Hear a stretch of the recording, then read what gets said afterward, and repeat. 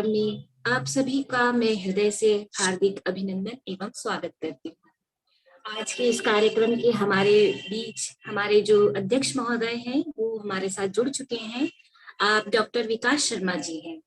आप इलाहाबाद विश्वविद्यालय प्रयागराज में संस्कृत, पाली, प्राकृत एवं प्राच्य भाषा विभाग में सहायक आचार्य पद को सुशोभित कर रहे हैं। आप मीमांसा दर्शन के विशेष मर्मज्ञ हैं। आपने अपने कुशल अध्यापन से छात्रों के मध्य ख्याति प्राप्त कर रखी है। साथ ही आप कुशल सामाजिक कार्यकर्ता भी हैं। महोदय, इस आभासीय पटल पर मैं संस्कृत भारती की ओर से आपका हार्दिक स्वागत एवं अभिनंदन करती हूँ। अब मैं बिना देर किए हुए अध्यक्षीय वक्तव्य के लिए डॉक्टर विकास शर्मा जी से निवेदन करती हूँ कि आप अपना अध्यक्षीय वक्तव्य हम सभी के मध्य प्रस्तुत करें। डॉक्टर विकास शर्मा जी। वसुदेव सुतं देवं कंस चाणूरमर्दनम देवकी परमानंदम कृष्णम वंदे जगतगुरुम। संस्कृत भारती द्वारा आयोजित इस व्याख्यान माला में आज की जो मुख्य अतिथि बहन डॉक्टर रीना कुमारी जी, मुख्य वक्ता बहन डॉक्टर शालिनी जी, संचालिका डॉक्टर गीता जी, संस्कृत भारती के जो पदाधिकारी गण यहाँ जुड़े हुए हैं, बड़े भाई सुशील जी, प्रिय मित्र श्याम सुंदर जी, एवं साथ में दिल्ली विश्वविद्यालय से बहुत शिक्षक गण यहाँ जुड़े हुए हैं, उन सबको प्रयागराज की इस पावन भूमि से मैं नमन करता हूँ, आप सभी का अभिनंदन करता हूँ। एक बहुत सुंदर विषय आज लिया गया है जिस पर दोनों बहनों ने बड़ी स्पष्टता के साथ में उस विषय को रखा है। फिर भी कुछ बातों की ओर मैं आपका संकेत कराना चाहता हूं। समय सीमा का ध्यान रखते हुए कुछ बातें आपके साथ में साझा करूंगा। जब हम भर्तृहरि को पढ़ते हैं तो वाक्यपदीय के अंतर्गत, एक कारिका के अंतर्गत वो उल्लेख करते हैं, कहते हैं काय वाग बुद्धि विषया ये मलः समुपस्थितः चिकित्सा लक्षणाध्यात्म शास्त्रैस्तेषां विशुद्धयः।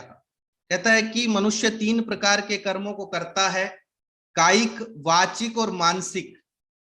इन तीनों प्रकार के कर्मों को शुद्ध करने के लिए, निर्मल करने के लिए 3 प्रकार के शास्त्र हमारे समक्ष हैं। पहला है जो काय से संबंधित, जिसको हम वैद्यक कहते हैं, चरक संहिता।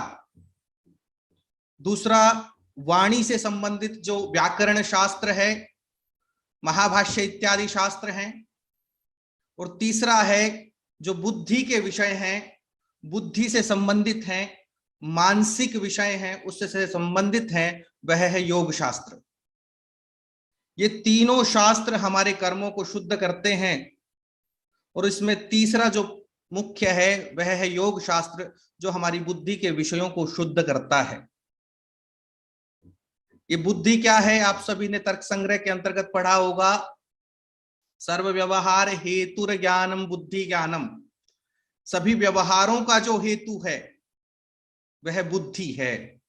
उस बुद्धि में भाव आते हैं मन के द्वारा, और सब कुछ जितनी ये सांसारिक आप देख रहे हैं ये सब भावों पर आधारित है। ये भाव शुद्ध हैं, भाव साधु हैं, असाधु हैं।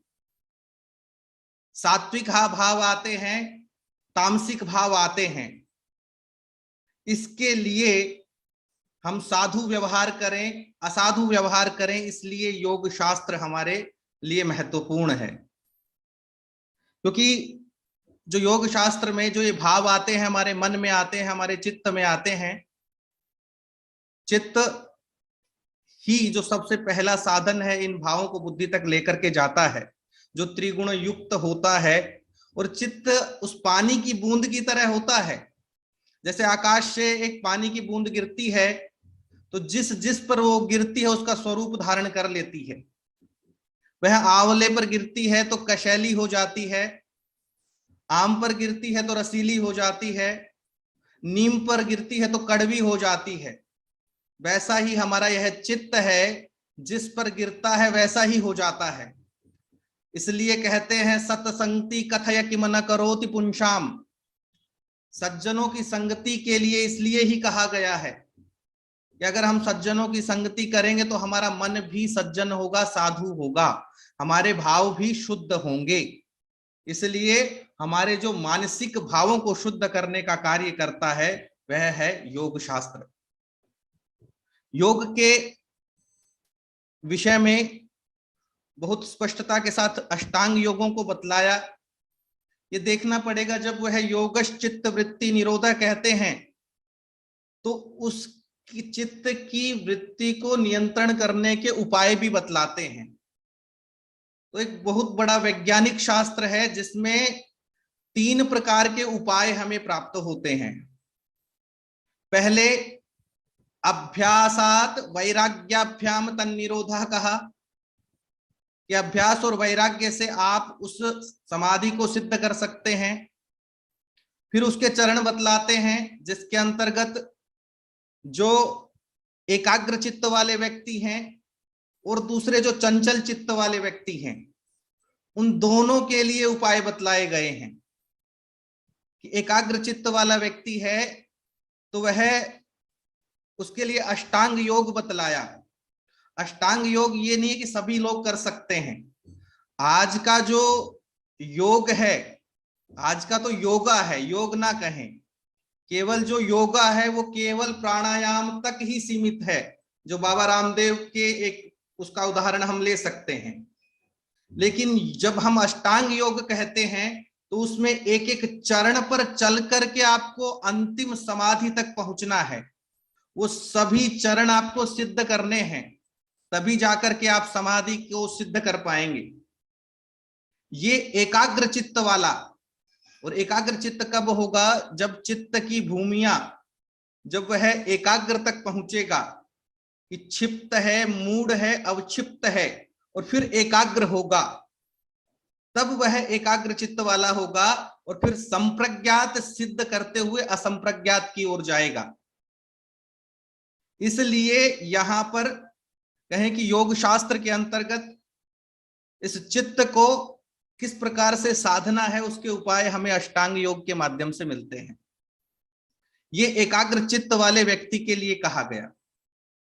और दूसरा जिसका चंचल चित्त है उसके लिए भी उपाय दिया गया कि हम जो 3 प्रकार के जिसकी अभी चर्चा की थी, जो क्रिया योग जिसको कहते हैं, तपः स्वाध्यायेश्वर प्रणिधानानि क्रिया योगः, कि जो जिसके अंतर्गत तपस्या आती है, स्वाध्याय आता है और ईश्वर प्रणिधान आता है, वह क्रिया योग कहलाएगा।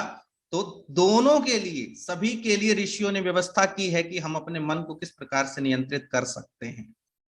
जब मन एकाग्र होगा तब हमारी वह ऋतंबरा प्रज्ञा प्रज्वलित होगी, वह ऋतंबरा प्रज्ञा प्रकाशित होगी। और जब ऋतंबरा प्रज्ञा प्रकाशित होगी तो निर्बीज समाधि तक ले जाने का वह कार्य करती है।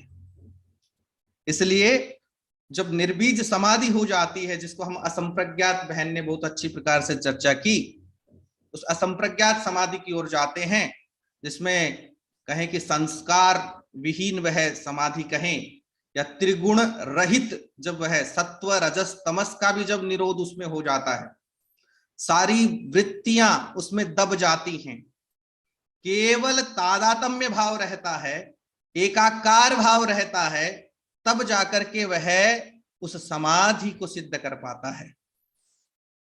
वो तल्लीनता का भाव जब आता है तब जाकर के वह उसको सिद्ध कर पाता है। इसलिए अंतिम जो उद्देश्य है वह तो मुक्त होना ही है, सा विद्या या विमुक्तये। इसीलिए कहा गया, चाहे हमने जो शास्त्र पढ़े हैं या योग दर्शन है, सबका लक्ष्य एक ही है। और आज के संदर्भ में कहूं कि हमने अपने विद्यार्थियों का लक्ष्य ही परिवर्तन कर दिया है। हम उसको लक्ष्य की ओर, भौतिकता की ओर जोड़ेंगे तो वह भौतिक ही होगा, आध्यात्मिक नहीं होगा। इसलिए जब भी हम शास्त्र पढ़ते थे, जो वहां के विद्यार्थी थे, अध्येता थे, उनका लक्ष्य था, जो अंतिम लक्ष्य था वो आध्यात्मिक था, मुक्त होने के लिए वो प्रयास करते थे, इसलिए उनके चरण भी वैसे होते थे, इसलिए वो उसी के लिए स्वाध्याय करते थे। अब हमारा लक्ष्य भौतिकतावादी है तो हमारा प्रयास भी भौतिकता से युक्त ही होंगे और अंततोगत्वा लक्ष्य भी वही भौतिक ही मिलेगा। हम मुक्त कैसे होंगे, इसके लिए ऋषियों ने हमें कहा, जो समाधि का कहा, अर्थमात्र निर्भासम स्वरूप शून्यमेव समाधि। केवल अर्थ मात्र का निर्भास होता है। समय का अभाव है, इसलिए अंत में वही है, जब समाधि सिद्ध हो जाती है और दृष्टा के स्वरूप को प्राप्त करता है, तो मूल रूप से तो भाव बड़ी बहनों ने बता ही दिया है। केवल 2-3 बातें आप सभी के सामने रखनी थी और बहुत अच्छे से आप दोनों ने विषय को रखा। और साथ में ये अखंड जो ज्वाला संस्कृत भारती ने प्रज्वलित की है, यह निरंतर चलती रही, ऐसी मैं ईश्वर से कामना करता हूँ।